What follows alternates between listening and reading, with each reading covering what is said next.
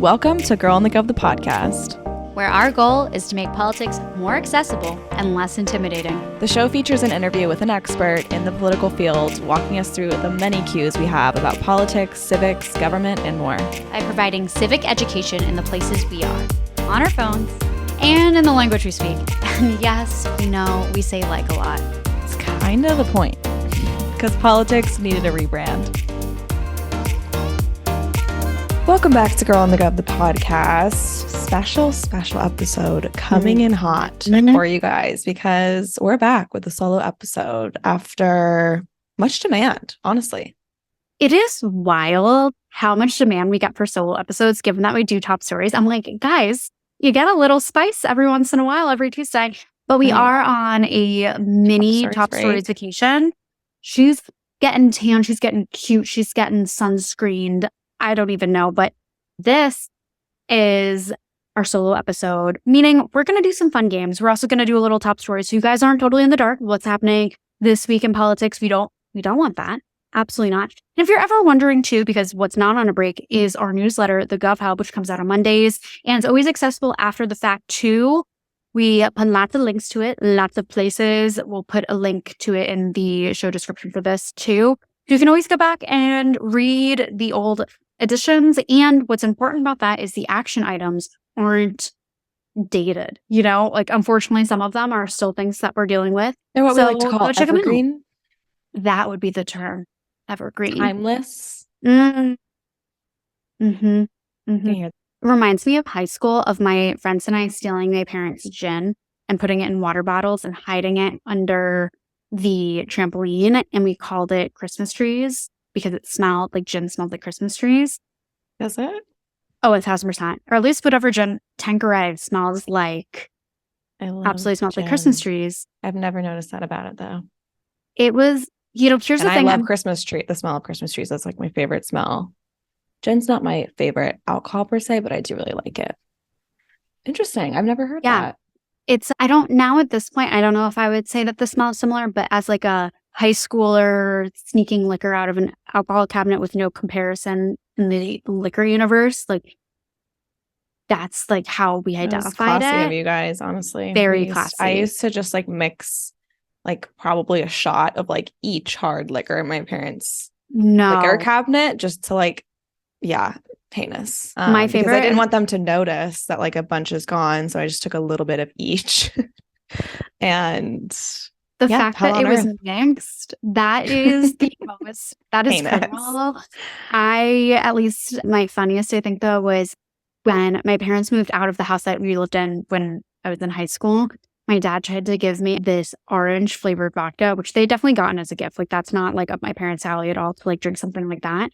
And I'd filled it with water. I'd taken the whole vodka like throughout high school. I was like, and my dad tried to give it to me. I was like, that's water. You're giving me water. You know, I was like, and then I was like, well, hilarious. I used to take like the hinges off a liquor cabinet when I was a teenager. So this surprises me zero. Like that was full on construction project is what my dad did. But nonetheless, trees aside, gin aside, we are going to start this off with some games. And I was howling to myself pulling some of these together. So I'm picking up these games and I'm just putting my trust in her. And I'm scared. Well, now I'm scared. That's a lot of pressure. Well, we're going to start off with Fuck, Marry, Kill. And honestly, this comes from the inspo.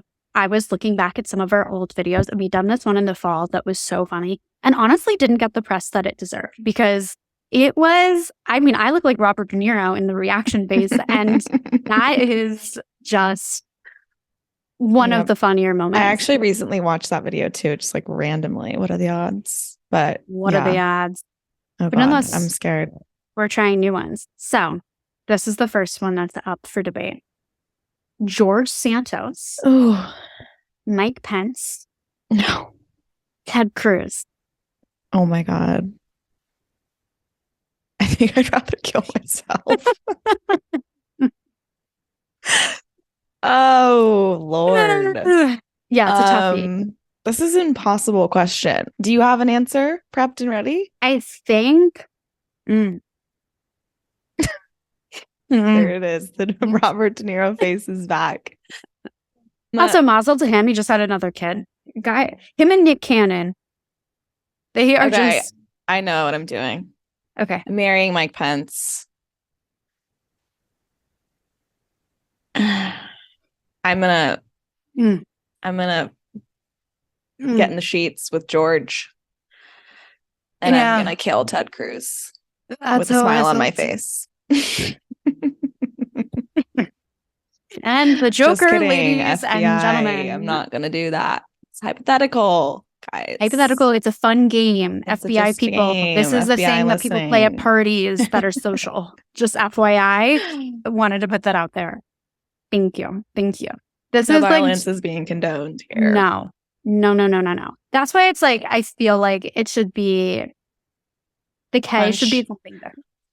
On Love Island, they play snog, which is like kiss. So if you don't want to bang, marry, pie. They put pies in people's faces, which is like a safe. That reminds me of Grease, but yeah, okay. Version. Okay, we can pie. So turn. Ted Cruz is getting pied. Okay, mine is, this is not even trying to be like a cop out. That was what I would have done too. Yeah, I think that's the vibe. I mean, yeah, 100%. I think that you could be married to Mike Pence and live a very separate life. You know what I mean? Like, yeah, no, I think I'd be fine with that. I'd deal with that. Yeah, like I think that's like the tolerable. I think George Santos, but like, no, like I genuinely, would probably off myself if I had to marry Ted Cruz or George Santos. Mike Pence, I could get by.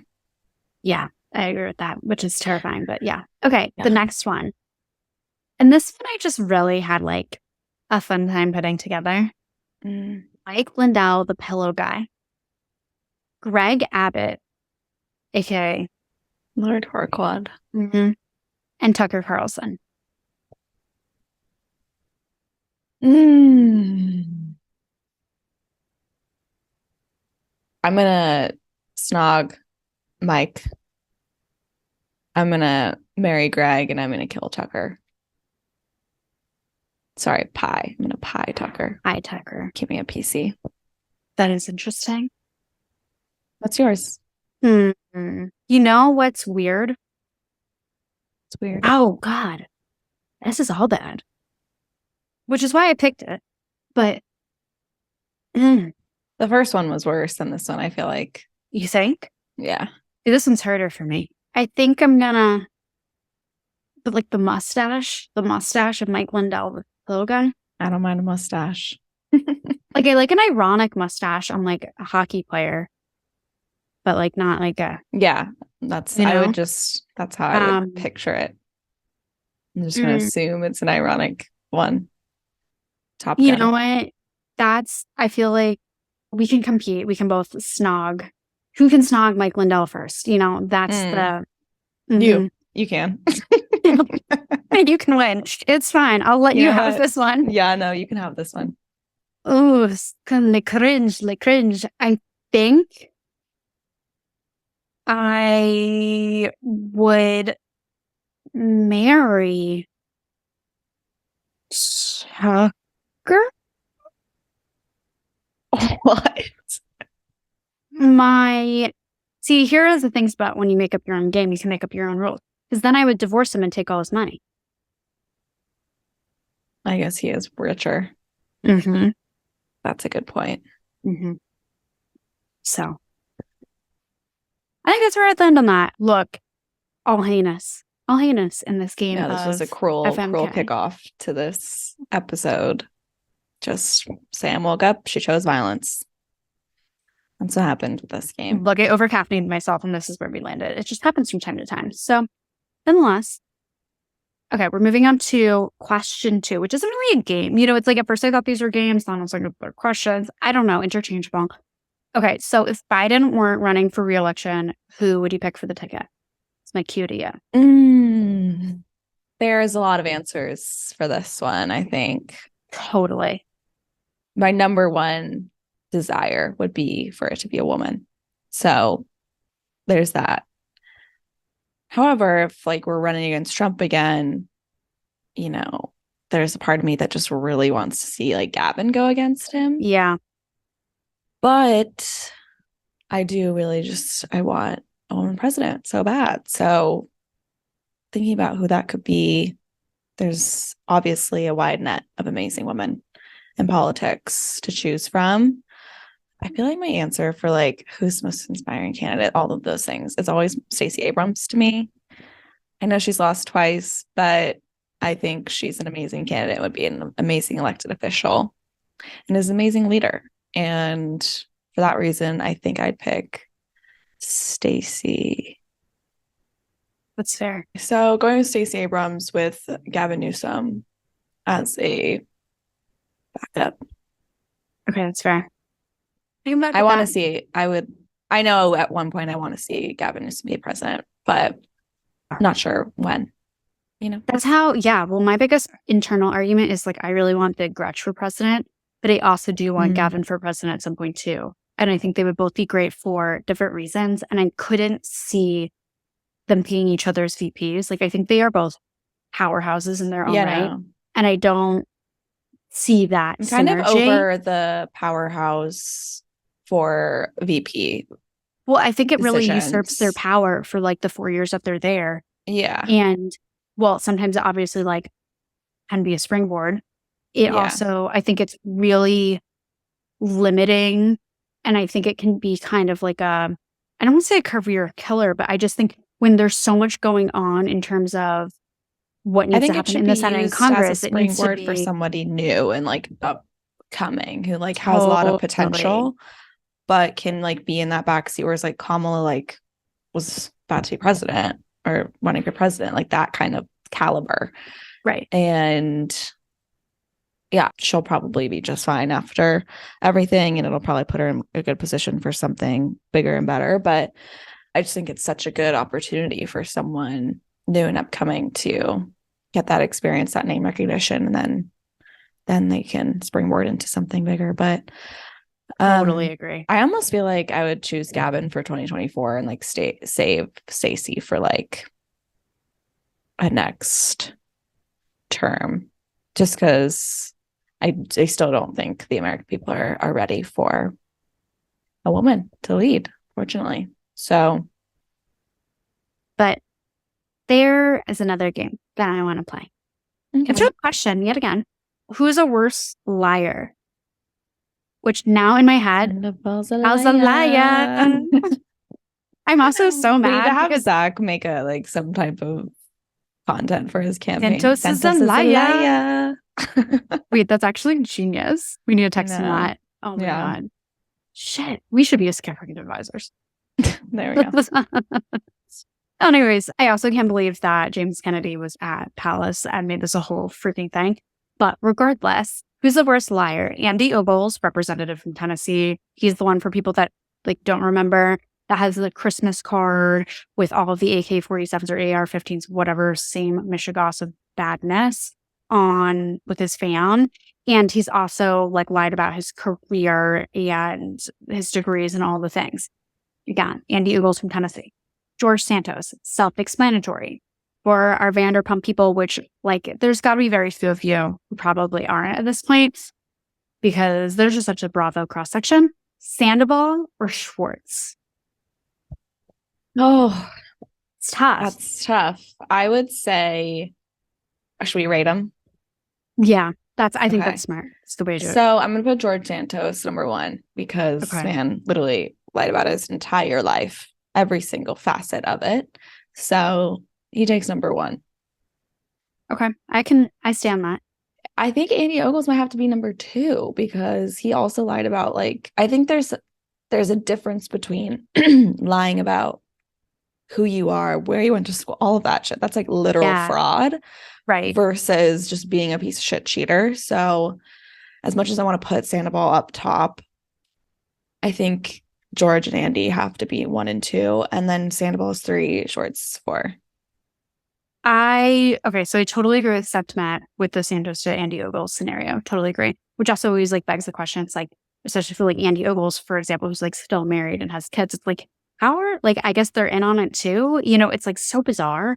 I don't quite know how to wrap my head around that.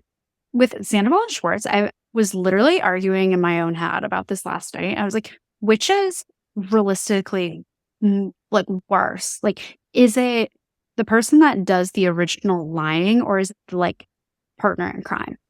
Like I think the OG liar, because I think like honestly, both Sandoval and Schwartz, like they're mostly just like immature, like they're just kind of dumb. You know what I mean? Yeah. I don't know that like their intention is to like be these conniving schemers, you know, versus Andy and George, who are like literally like that's their intention. They know they're doing it like every step of the way. Sandoval and Schwartz are just kind of like idiots with it. And Sandoval is like obviously with a touch of major narcissism. So yeah. I think Schwartz too is just like almost like a weak little immature boy who just doesn't want to stand up to his friend and doesn't know how to be a man. Totally. Which is like more sad. It's not like, oh, you're this terrible person. It's like you need to go to therapy and like grow up. Totally. Like I think the smartest thing Katie did was divorce him. Like the way that he can like not defend her in any way over drive me crazy. Basic things, gross. Such the ick. I'm like, you're I can't. It's really weird. Agreed. But nonetheless, okay, so that's our ranking. Now, this I honestly feel like was like a good segue into our first story. And this is, which campaign are you the most excited for so far in 24 or 23? It can be either one, but one that you're like, oh, I'm kind of curious to see where this goes. Definitely curious to see who's going to be our next president, for sure, given. But I got to say, the California Senate race, very obviously from California, so curious to see who our next senator is going to be. I'm going to be voting for that, so exciting stuff. But also just all of the lead up for it is going to be so interesting with the Dianne Feinstein of it all, if anything's going to happen with that, and just seeing how it all shakes out, because we have some candidates obviously so far, but like depending on how Dianne does, like shit could change on a dime. So very interested to see what happens there. HBU. See, I swing between Senate races and congressional races for this because there's a lot here. There's a lot to consider. And I think for sure. I'm going to say I'm going to say Colin Allred's race for Senate against Ted Cruz. And the reason that I'm like the most interested, and honestly, you could ask me this later in the day, it could be probably like a different race that I would say. I'm interested in how this will go because the Cook political report moved it from solid red to like leaning or likely Republican. And it's interesting how like a candidate can do this. And we've obviously seen the results in Texas the last few statewide elections, obviously not going so hot. And there's major movement like in the underbelly of it all. You know, it's like things are percolating in Texas. They have been for a while. I just think there are so many unengaged voters that there is so much potential there. And so I think the interest across the aisle of what Texas brings to the table makes for an interesting mishmash of what could happen in an election. I totally agree. And I think Ted Cruz is not that viable of a candidate compared to like a Greg Abbott. We've talked about this before. Like, I think even within his own party, people dislike him. And for sure. You know, statewide election in Texas, we get that base expansion that we need in Texas and in the South. Like a lot of shit can change. So we'll see what happens. I'm very interested in that as well. For sure. Put my name on that one. Cosign. Thank you. Thank you very much. Well, speaking of elections and candidates, we have to get into our election watch. We have a few updates. We're going to start with the big one that dropped yesterday, which is that GOP Senator Tim Scott announced his presidential race. He officially has his like hat in the ring, the whole 9 yards. This was something that I feel like was teased for a while, but then you like sort of see like, okay, this is actually coming to fruition. So the deets, the tea, the whatever. South Carolina Senator Tim Scott launched his presidential campaign on Monday, offering an optimistic, this is also coming from AP, and I kind of LOL'd when I saw the description. I was like, this feels like a little more biasy than I'm used to from AP, but whatever. They said, offering optimistic and compassionate message he's hoping can serve as a contrast with the political combativeness that has dominated the early GOP primary field.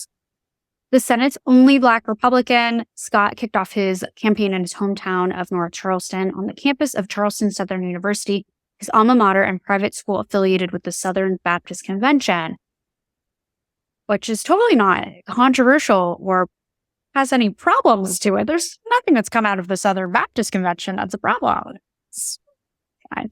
Anyways, he repeatedly mentioned his Christian faith in his kickoff speech, crying, "Amen, amen, amen," and at several points elicited responses from the crowd who sometimes chanted his name. Well, that feels culty, but okay. "I chose freedom, hope, and opportunity," Scott said. He went on to tell the crowd that we need a president who persuades not just our friends and our base, but seeks common sense solutions and displays compassion for people who don't agree with us. Scott 57 planned to huddle with home state donors Tuesday, then began a 2-day campaign swing to Iowa and New Hampshire, which go first on the GOP presidential voting calendar. His announcement event featured an opening prayer by Senator John Thune of South Dakota, the number 2 Senate Republican, who said, "I think our country is ready to be inspired again." Republican Senator Mike Rounds, South Dakota's other senator, has already announced his support for Scott. A number of high-profile GOP senators have backed Trump's third bid for the White House, including Scott's South Carolina colleague Lindsey Graham. Trump nonetheless struck a conciliatory tone Monday, welcoming Scott to the race and noting that the pair worked together on his administration's signature tax cuts. Wow, he kept his shit together. Didn't have a tantrum. Strange. A source of strength for Scott will be his campaign bank account. He enters the 2024 race with more cash on hand than any other presidential candidate in U.S. history, with $22 million left in his campaign account at the end of his 2022 campaign that he can transfer to his presidential coffers. Scott also won re-election firmly Republican South Carolina, which is an early slot on the Republican presidential primary calendar, by more than 20 points less than 6 months ago. Advisors bet that can make Scott a serious contender for an early momentum-generating win, which is interesting. In addition, Scott has, and this just gives like a little peek into his views, Scott has long rejected the notion that the country is inherently racist. He's also routinely repudiated the teaching of critical race theory, an academic framework that presents the idea that the nation's institutions maintain the dominance of white people. "Today, I'm living proof that America is the land of opportunity and not land of oppression," he said Monday. The ignorance is just not bliss. It's terrifying. And I think, like, I don't even know which angle to talk about this from first. I think this was like shocking, only because I think everyone's eyes have been on Trump and DeSantis. Yeah, that's fair. And like, I kind of forgot that like this is probably gonna be a really crowded field, but like everyone's only talked about those two. And so when you see kind of these bigger GOP names hop in, you're like, oh shit, like this is gonna be like a real primary, like where we should expect more people to jump in. And Ron DeSantis is, I think, maybe supposed to announce this week too. So yeah, things are going to kick off. But no, I didn't expect this. I've been a little bit out of it, but like it just kind of reminded me. I'm like, oh shit, like more people are gonna run. So this is gonna be interesting. Totally. I mean, I think it was, there's like the rumor mill regarding, who's considering, and he was definitely in it, but it's sort of, I think with just how much talk that there has been about Trump, DeSantis, and the back and forth there, it's been sort of like, okay, but like, would it be worth it?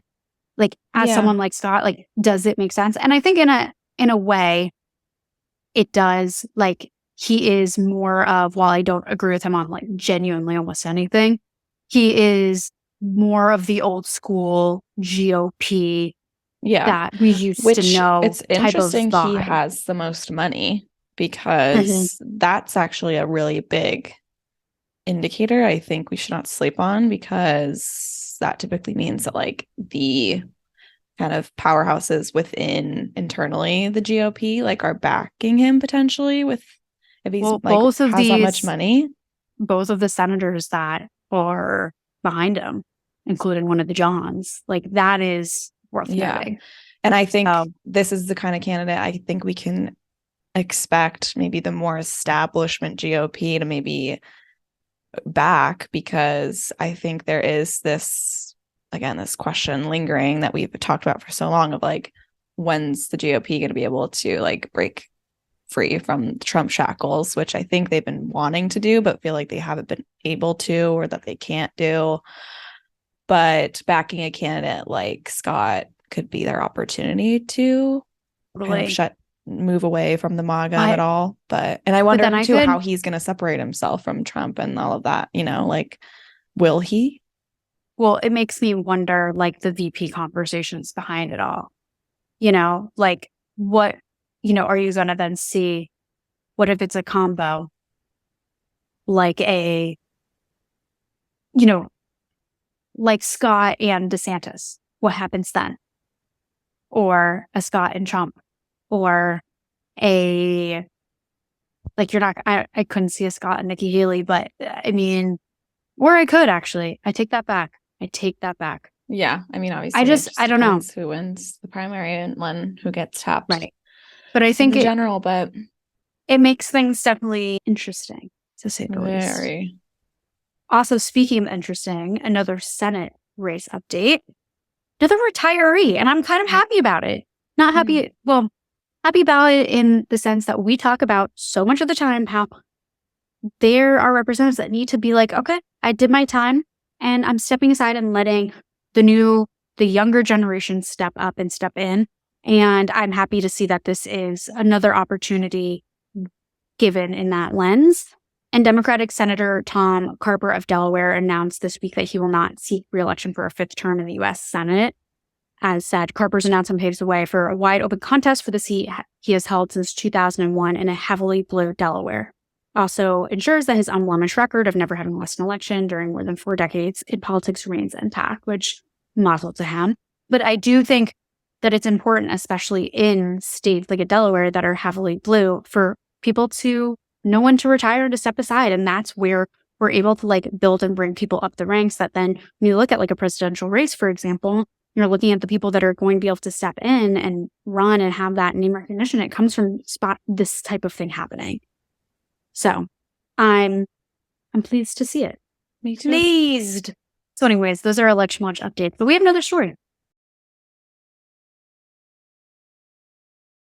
We do have another story. We're getting into the Nebraska abortion ban and the gender affirming care ban, which we'll be talking about this and Nebraska politics as a whole with Nebraska State Senator Megan Hunt in June. So if you have questions about all things Nebraska politics and such, please DM us or email us or however you like to contact us, do it. I'm imagining some of the walkie-talkie. If you want to do walkie-talkie, I would love that, actually. Social media comments, DMs, emails. I don't think anyone has our phone number, and I'm not going to willy-nilly pass her out, but yeah, just slide on in however you want. But Republican Nebraska Governor Jim Pillen signed a bill Monday that bans abortion at 12 weeks of pregnancy and restricts gender-affirming medical care for people younger than 19. The abortion ban takes effect immediately, while the ban on gender-affirming care takes effect on October 1st. The hybrid measure ties together restrictions that Republicans have pursued across the United States. Pillen called the law the most significant win for social conservative agenda in over a generation of Nebraska. Before he signed the law while holding a 5-day-old daughter of some friends as his 2 oldest granddaughters stood next to him. Good Lord. Opponents have promised to sue to try and block the law. The head of the American Civil Liberties Union of Nebraska, Mindy Rush Chipman, said in a statement that, quote, every option is on the table to undo these regressive measures. Nebraska had not passed a new abortion ban since 2010, when it became the first state to limit the procedure at around 20 weeks of pregnancy. The 12-week ban includes exceptions for rape, incest, and save the life of the mother. State Senator Joni Albrecht of Thurston, who pursued even tougher abortion restrictions during the session, wiped away tears as she said she hopes to eventually enact a ban at all stages of pregnancy. What a nut job. Certifiable wipe those tears. You wipe those tears. I can't. Planned Parenthood, which operates 2 of Nebraska's 3 abortion clinics, said the new law increases the burden on women who need abortions, forcing more of them to travel out of state. The law forced Planned Parenthood to reschedule 3 patients this week, and Curry Grubb said that within her 5-state region, there has been a 40% increase in second trimester abortions since Roe was overturned last summer. More women are being forced to push abortions later into pregnancy because of hurdles involved with seeking care out of state. She said it's troubling that the new law doesn't include any exception for fetal anomalies, which may not be diagnosed until after the 12th week of pregnancy. Nebraska's law also will prevent transgender people under 19 from receiving any gender-confirming surgery. It restricts the use of hormone treatments and puberty blockers in minors, putting the state's chief medical officer, a political appointee who is an ear, nose, and throat doctor, in charge of setting the rules for those therapies. In Nebraska, people younger than 19 are considered minors. Interesting. That is weird. The state's unicameral legislation passed the bill with the two contentious issues on Friday after hours of heated debate. Conservative lawmakers wrangled just enough votes to end a filibuster before approving the bill. The proposal restricting gender-affirming care was the flashpoint of an epic filibuster led by Omaha Senator Michaela Cavanaugh. She and a handful of progressive allies slowed the business of passing laws to a crawl by introducing amendment after amendment to every bill that made it to the Senate floor. That sent leadership scrambling to prioritize which bills to push through. Omaha Senator Kathleen Koth, who introduced the proposal restricting gender-affirming care, said Monday that the filibuster actually gave senators more time to discuss and research the issue. Filibuster actually is what made this happen, Koth said, and so I doubt it was their intention, but that gave us time to make this work. Asshole. Yeah. Nebraska is now among at least 18 states that have enacted restricting and banning gender-affirming medical care for minors. Proposals are pending before the governors of Texas and Missouri. Medical groups and advocates say such restrictions are further marginalizing transgender youth and threatening their health. When Nebraska lawmaker Omaha State Senator Megan Hunt disclosed in March that her teenage son is transgender and said Friday that she now plans to leave the state. Pillen said he didn't want Nebraska families considering gender-affirming medical care to be, quote, duped into the silliness that if you do this, you're going to become happy.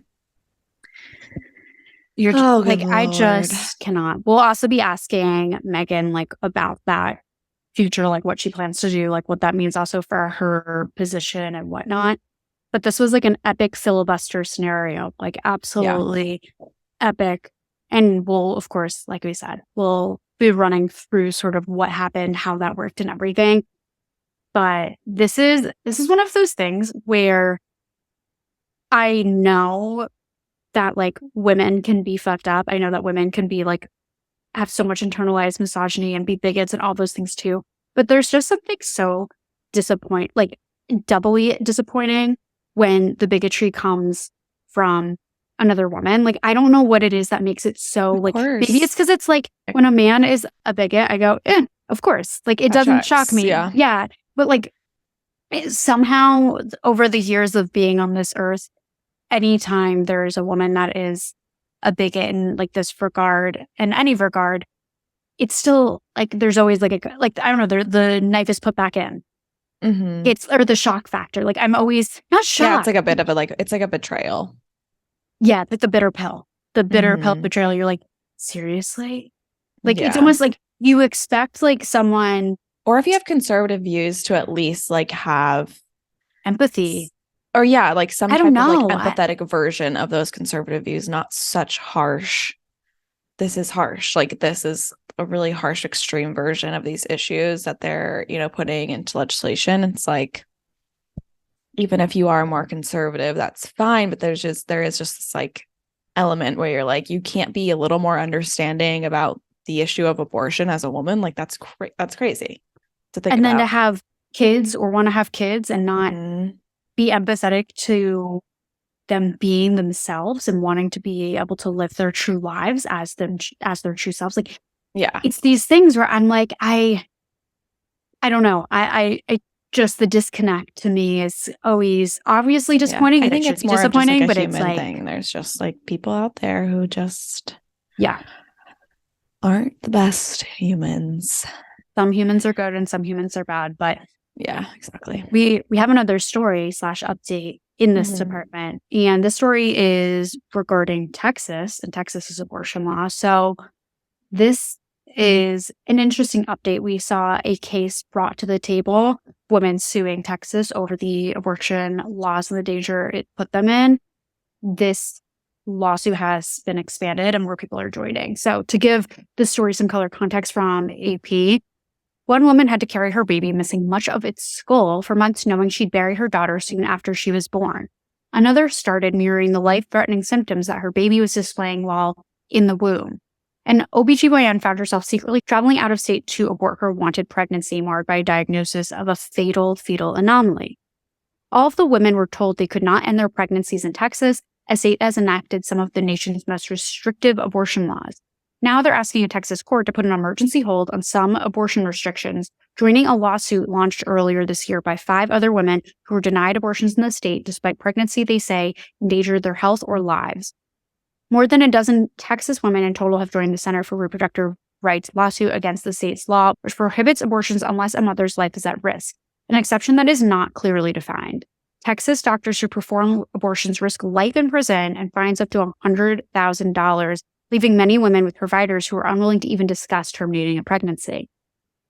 The lawsuit serves as a nationwide model for abortion rights advocates to challenge the strict no abortion law states that have rolled out since the Supreme Court overturned Roe v. Wade last year. 16 states, including Texas, do not allow abortions when a fatal fetal anomaly is detected, while 6 do not allow exceptions for the mother's health, which is crazy.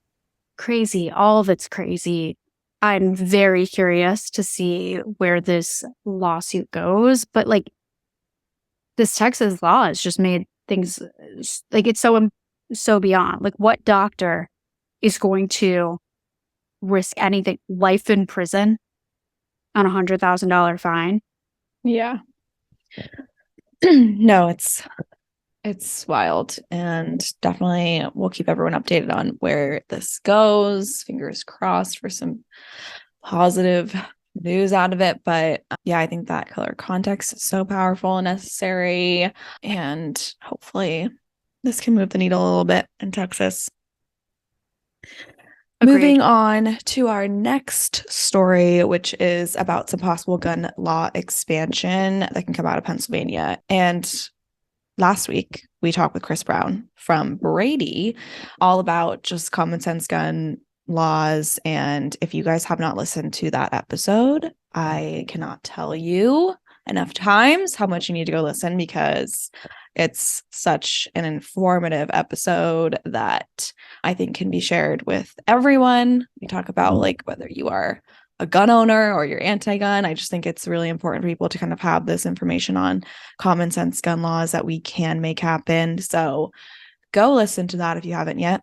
But basically, authorities could temporarily seize firearms, and background checks would be expanded for gun buyers under 2 bills passed Monday in the Pennsylvania House, where Democrats are using their razor-thin majority to push gun control measures after a years-long standstill in the politically divided government.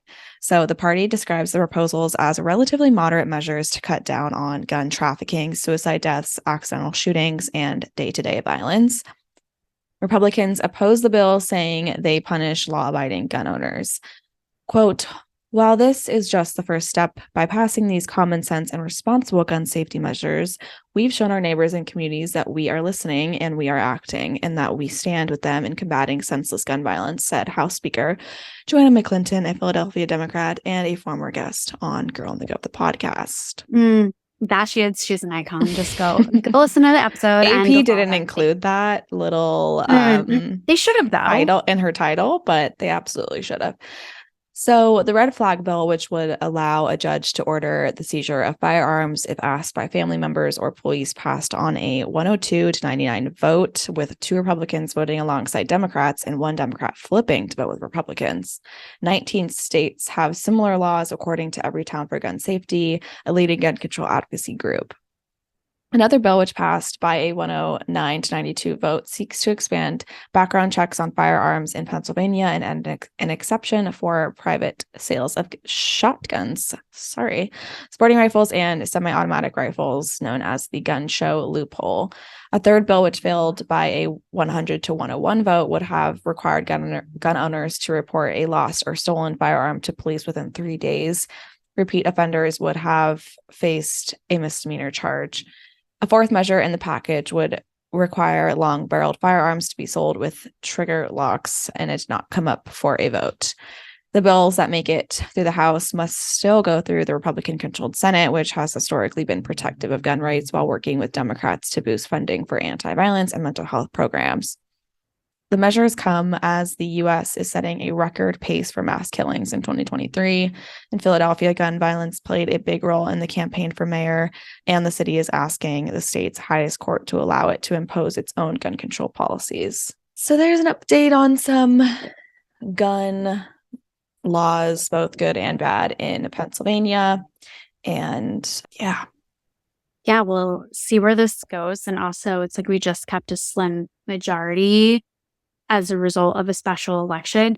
I'm super curious, obviously, in terms of where this lands, but where this will also put Pennsylvania's raid on the gun law, like, what is that called? Report card that Giffords does.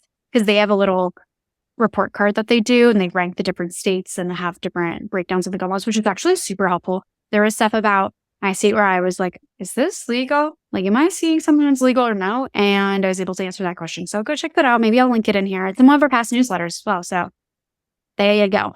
Okay, last story. And before we get into this, if the mayor of Jackson, Mississippi would like to please get on this podcast, we have harassed your PR team or comms team. Actually harassed. To the ends of this earth at this point. So if anyone knows anyone, mayor of Jackson, Mississippi, please tell the man to come on our podcast. We'd do anything.